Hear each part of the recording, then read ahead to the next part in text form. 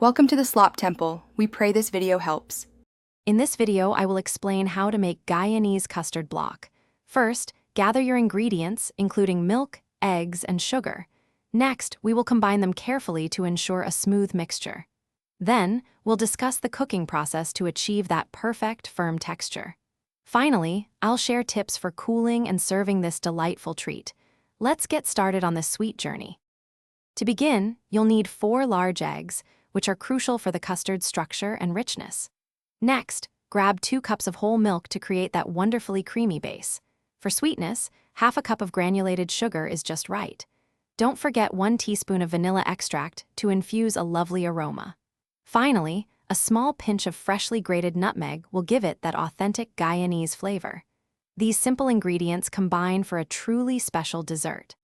First, gently whisk your 4 large eggs in a bowl until they are just combined, being careful not to create too much foam. In a separate saucepan, heat the 2 cups of milk with the half cup of sugar over medium heat, stirring until the sugar completely dissolves.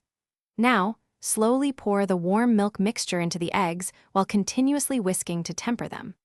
Stir in the vanilla and nutmeg, then strain the mixture for a silky smooth custard. Carefully pour your strained custard mixture into a lightly greased 8 by 8-inch baking dish. Place this dish into a larger pan, then fill the larger pan with hot water to create a water bath. Bake at 325 degrees Fahrenheit for 45 to 60 minutes, or until a knife inserted near the center comes out clean.